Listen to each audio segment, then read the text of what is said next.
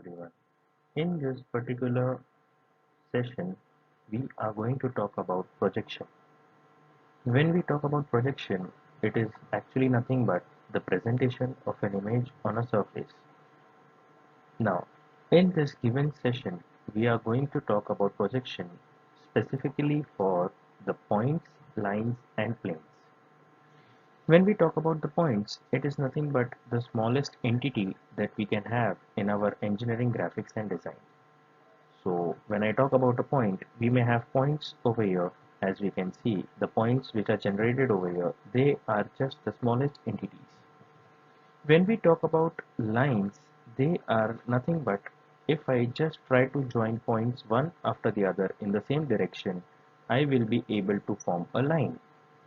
So a line we may be having in the form of a horizontal line, a vertical line, or it could be of an inclined variation. When we try to stack up these lines one above the other, if I try to stack up these lines one above the other, then we may be able to get a plane. So this is nothing but a rectangle, which I can say a number of lines when stacked one above the other, we have got a rectangle. Same way we may also have a triangle, a trapezium, or a pentagon and various other shapes. So if we try to just be precise, a line would be, let us say with the point would be of no dimension. Hence, I can say the point is dimensionless. The point would be dimensionless. Then a line could be of a dimension, but it will be in the single dimension. In the same direction, it has to be located. So that's why it will be unidimensional. And when we are talking about planes, it would be two-dimensional.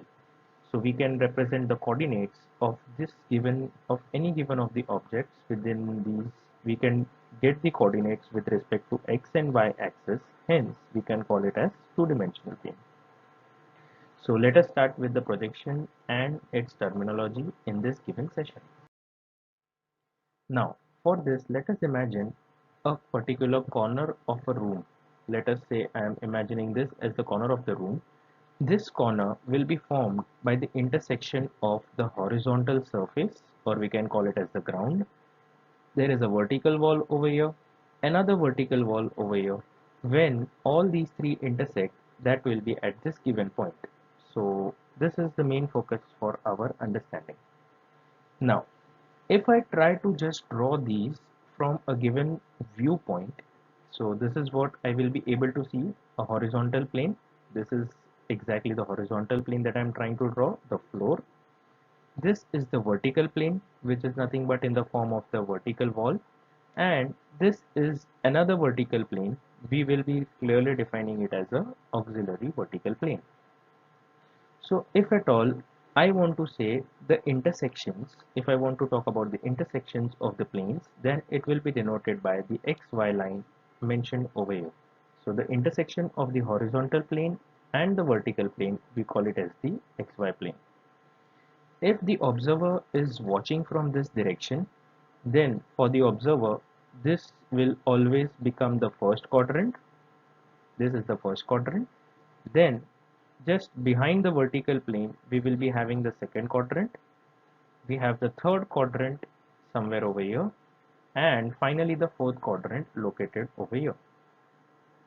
Now, let us understand if at all there is an object kept. Let us talk about a sphere in this case. If at all there is a sphere placed in the room, let it be freely be located at any given point in the space in the given room. The observer, when the observer tries to watch this sphere from this given direction, he will be able to see that this sphere is not exactly over here located, but it is placed on the vertical wall. So he will be trying to develop or maybe able to represent this sphere with a circle over here on the vertical wall. So this is what exactly will happen. I may be having the dimension of the sphere. Let us say the dimension of the sphere is with radius r. So I will be developing a circle with these two lines from the same sphere. That circle will be placed nothing but on my vertical wall. So for this observer, since this observer is placed in front of the object, that observer will be able to see its front view located over here. Now, if the observer is moving above the object in the same plane, if the observer is moving above the object, then let us see how the observer will be able to see the object. Yes, the observer will be able to see the object just placed on the horizontal plane, and again there will be two projection lines. We call these as the projection lines, which will be actually be projecting the image on the horizontal plane. We call this view as the top view. Why? Because we are above the object, we are over the top of the object, and hence we will be able to see the top view of the object. Now, if I would have moved towards the left, if the observer would have moved towards the left, then the image that would have been drawn, or the image or the view would have been drawn, would have fallen on the auxiliary vertical plane over here. So again, with the help of the projection lines, I will just help get the projection lines plotted on the auxiliary vertical plane, and this is what I will be getting as the side view. So I hope the three views are clear enough as far as the observer is concerned. So we will be having the front view when the observer is watching it from the front of the object. We will be having the top view when the observer is watching from the top of the object, and the side view when the observer is watching from the side of the object. Now, the problem is that we could have easily drawn all the three views looking at the given positions, like the top view from here and the side view from here. But practically we will never be moving above the object or in front of the object, or at one of the sides of the object. This is just our imagination. So in such a case, if at all I want to draw the horizontal on the horizontal plane, if I want to draw the top view, I may draw the top view in this way, but if I want to show the same top view and the side view and the front view as well to maybe a manufacturer who is going to manufacture this sphere, it is very difficult for us to just present it in the form of a 3D folded paper. So what here I would like to introduce to you is drawing the two-dimensional views or orthographic views of these particular views that are generated for the sphere. So here we have the front view, the top view, and the side view on the three planes which are inclined at 90 degrees to each other. We can see 90-degree inclination over here for vertical plane and the horizontal plane, 90-degree inclination for the auxiliary vertical plane and the vertical plane, and 90-degree inclination for auxiliary vertical plane and the horizontal plane. So in such a case, we cannot actually just show the views directly over here. Instead, what we would have to do is looking from this given side, looking from this given arrow, if I watch from X to Y, I will just be rotating my horizontal plane 90 degrees. So when I do that, what will happen is the horizontal plane will now be overlapped on the vertical plane, which is over here. Same way, I would also have to move this auxiliary vertical plane, or rotate this auxiliary vertical plane alongside the vertical plane. So my new auxiliary vertical plane will be somewhere over here along the vertical plane. Got it?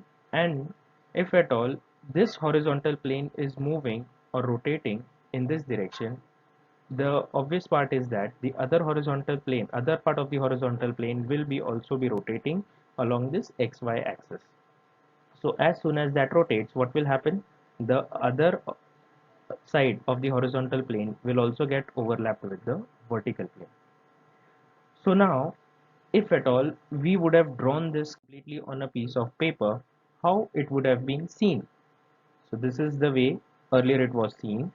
What I will do is I will just try to incorporate the XY axis. We will also define a new axis over here, which is the intersection of vertical plane and auxiliary vertical plane as X dash Y dash, and we will just try to draw that. So this is my XY axis, this is the X dash Y dash axis, which is going to be the intersection for auxiliary vertical plane and the vertical plane. Now we will be just trying to draw this particular vertical plane over here in this space.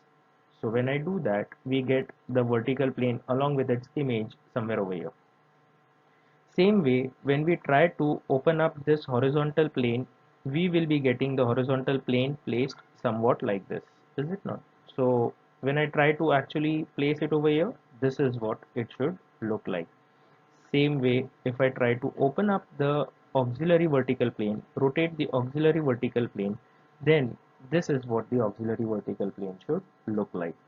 Now just try and see the projection lines which are there from the vertical plane to the horizontal plane for front view will be matching. Why? Because when we had tried to move above the object, we moved in the same plane. If you remember, we have moved in the same plane. So for that reason, I will be getting my the top view exactly below the front view. Same way, we also tried to move in the same plane for the side view. So again, my side view will be falling on the same projection lines generated from the front view. Now, what will exactly be seen when the observer is watching from this direction? It is nothing but the next image that will appear in front of your screen as if you are the observer, which is this particular view. So this view is what you will be able to see when you are watching the three views for generated for the sphere as far as the vertical plane is concerned, horizontal plane is concerned, and auxiliary vertical plane is concerned. Hopefully all the terminologies and the core concepts of these topics are clear. Thank you very much.